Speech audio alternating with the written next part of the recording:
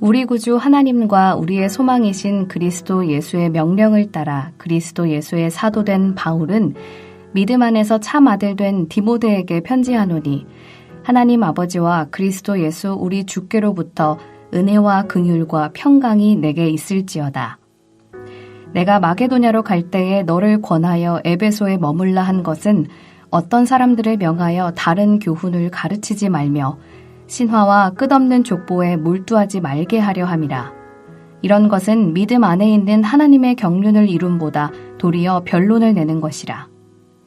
이 교훈의 목적은 청결한 마음과 선한 양심과 거짓이 없는 믿음에서 나오는 사랑이거늘 사람들이 이에서 벗어나 헛된 말에 빠져 율법의 선생이 되려 하나 자기가 말하는 것이나 자기가 확증하는 것도 깨닫지 못하는도다. 그러나 율법은 사람이 그것을 적법하게만 쓰면 선한 것임을 우리는 아노라.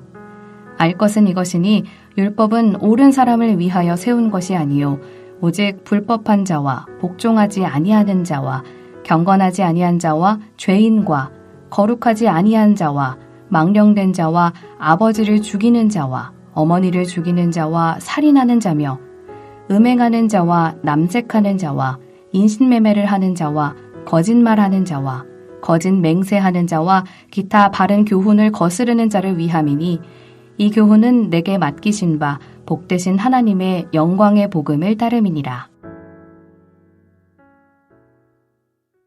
오늘부터 11월 한 달 동안 디모데 전후서를 묵상하도록 하겠습니다. 사도행전 28장을 끝으로 사도 바울은 로마에서 1차로 투옥됩니다. 그 후에 주전 62년경쯤 바울은 풀려나게 되자 스페인 지역과 크레타 섬을 선교합니다. 디도서 3장 12절에서 보듯 바울은 그곳에서 선교한 후 다시 소아시아의 니고볼리로 갑니다. 그곳에서 겨울을 지내면서 디도를 니고볼리로 부릅니다. 그러다가 바울이 체포되어 다시 로마로 잡혀와서 2차 투옥 생활을 합니다. 디모데 전서는 1차 투옥 이후, 즉 스페인과 크레타 섬을 선교했을 때이거나 혹은 아시아 지역에서 선교를 하였을 때에 쓴 것으로 보입니다.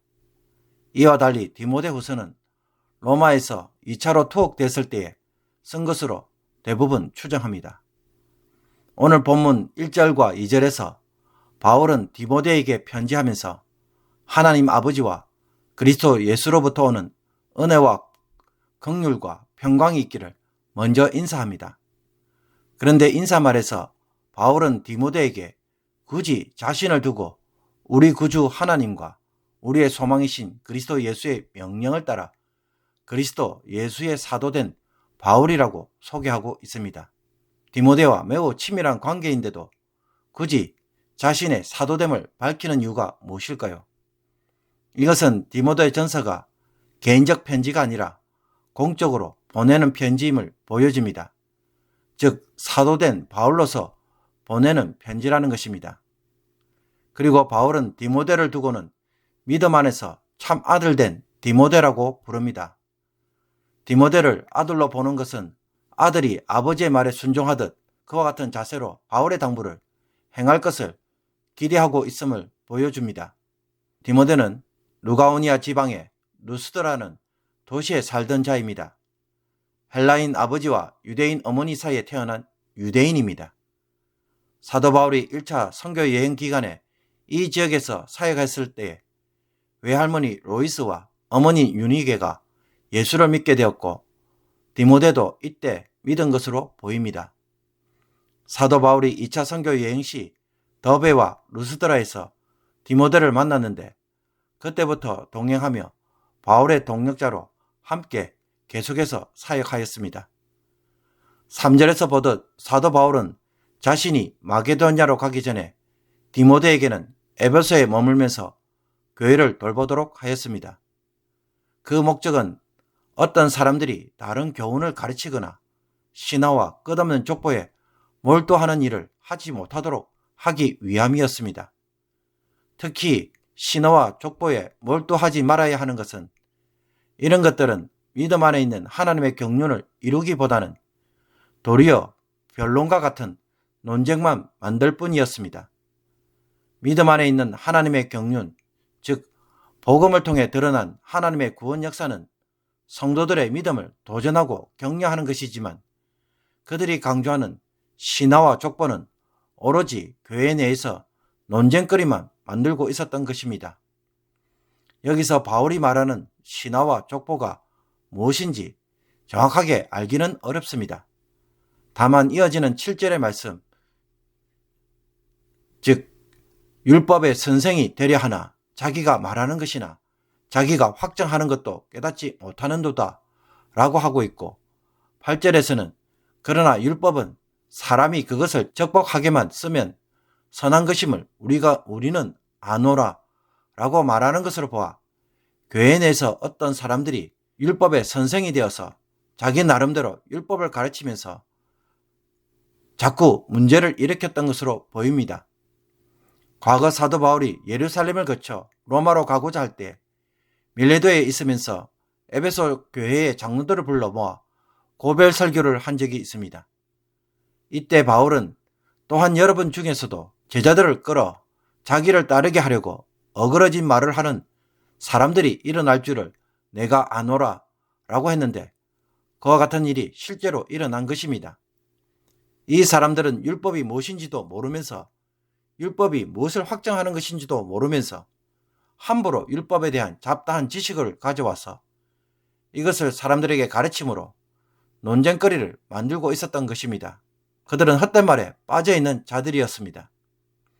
그러므로 바울은 그들이 율법을 통해 무엇을 가르쳤는지 그 내용을 다루기보다는 율법의 기능과 특징이 무엇인지를 설명합니다. 그들은 율법을 잘못 사용하고 있다고 판단하고 있기 때문입니다. 하나님이 이스라엘 백성들에게 율법을 주신 이유가 무엇입니까?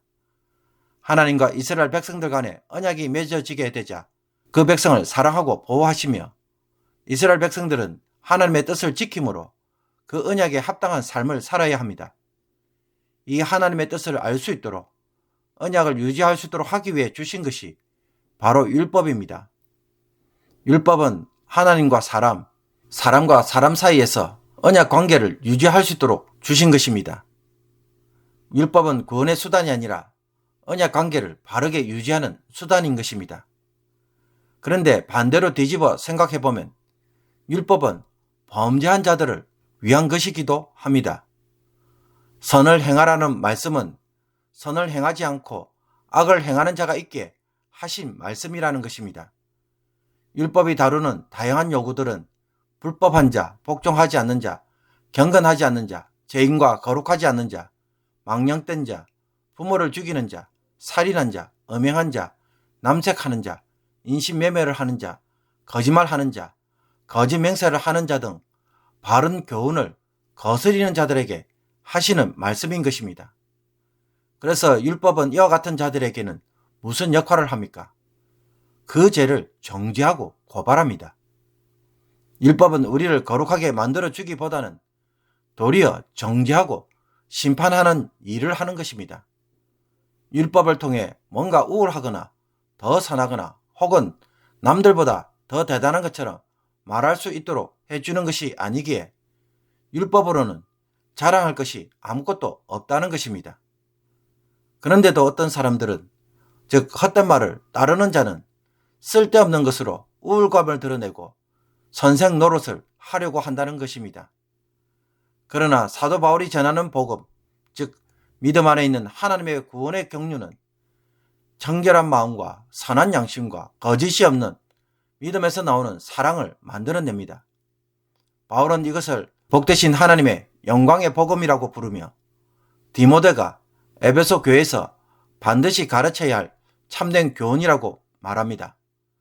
그러므로 이 교훈이 참되다고 말할 수밖에 없는 것은 이것이야말로 참된 경건의 열매를 맺기 때문입니다. 마태복음 7장에서 예수님이 말씀하신 것처럼 좋은 나무마다 아름다운 열매를 맺고 못된 나무가 나쁜 열매를 맺습니다. 오늘 말씀을 묵상할 때 사도 바울이 디모데에게 첫 번째로 권면하는 것이 무엇입니까? 교회 내에서 자행되고 있는 거짓 가르침에 대하여 사람들이 몰두하지 않게 하라는 것입니다. 이 말씀을 오늘날 우리들에게는 어떻게 적용할 수 있을까요? 우리는 신앙생활을 하다 보면 종종 신학적 주장이나 질문을 통해 논쟁을 할 때가 있습니다. 교회가 신학적 주제를 가지고 이야기하는 것 자체는 나쁜 것이 아닙니다. 왜냐하면 우리가 성경의 진리를 잘 알아야 하기에 신학적 사고를 하고 신학적 주제들을 잘 알아야 합니다. 그래야 바른 가르침 위에 서는 것입니다. 과거에는 교회에서 교리를 많이 가르쳤습니다. 소요리 문답의 경우 이것은 주일학교 어린이들에게 주로 가르치는 내용들이었습니다. 그러나 요즘에는 어른들조차도 소요리 문답이 무엇인지도 모르고 이것을 배우는 것에 대해서도 힘들어합니다. 그러면 어떤 결과가 일어납니까? 교리도 모르고 신앙생활을 합니다. 마음에 은혜가 되면 무엇을 듣든지 아무 상관이 없는 상황이 되어가고 있습니다. 내 마음에 흡족하면 아무런 주장도 그냥 받아들이는 것입니다. 그러나 그렇게 해서는 안 됩니다. 사도 바울은 교회에서 율법의 내용을 언급하고 말한 것에 대해서는 전혀 비판하지 않습니다. 문제는 율법의 기능을 잘 모르고 다른 목적, 즉 자신의 의를 자랑하고 드러내면서 남을 정죄하는 도구로 사용하고 있다는 것입니다. 그것이 도리어 자기를 정죄하고 있는데도 말입니다. 그러므로 교회에서 교리를 배우고 말씀을 배우는 목적을 항상 바르게 세워야 합니다. 하나님의 바른 교훈은 청결한 마음, 선한 양심, 거짓이 없는 믿음에서 나오는 사랑이라는 열매를 맺습니다. 이 열매를 맺기 위해 배우는 것입니다.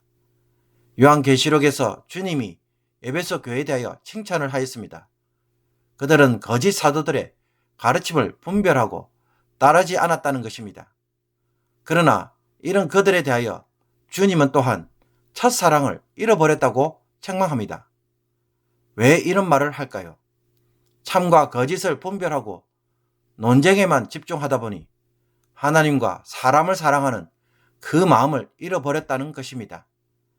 사랑으로 시작된 관계가 어느 순간 이단 논쟁, 신학적 논쟁에 휩쓸려 메마른 마음이 되어버린 것입니다. 오늘 하루를 시작하면서 너무 신학적 교리에만 매달려서 정작 하나님을 사랑하고 이웃을 사랑하는 일에는 소홀히 한 것은 없는지 이 말씀을 묵상하고 성령이 요청하시는 순종에 오늘도 따라가는 복된 날이 되기를 주님의 이름으로 축복합니다. 기도드리겠습니다.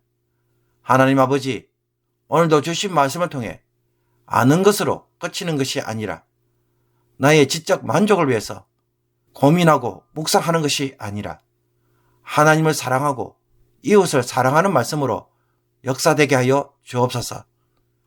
말씀에 대한 순종을 통해 열매를 맺어야 하는데 말씀에 대한 지적 논쟁이나 말씀에 대한 의심으로 방황하는 일을 하지 않게 하옵소서. 말씀을 통해 이루시고자 하는 경건한 삶을 오늘도 맺기를 원합니다. 하나님을 기쁘시게 하고 사람들에게 참 사랑을 베풀며 기쁨을 주는 귀한 사람들이 되게 하여 주시옵소서. 새벽에 기도할 때마다 말씀으로 기도하게 하여 주셔서 성령의 음성을 듣게 하시고 주님과 깊은 교제를 함으로 대화 중에 우리의 악함을 회개하고 주님이 원하시는 바를 오늘도 성취하는 복된 날이 되게 하옵소서. 예수 그리스도의 이름으로 기도하옵나이다. 아멘.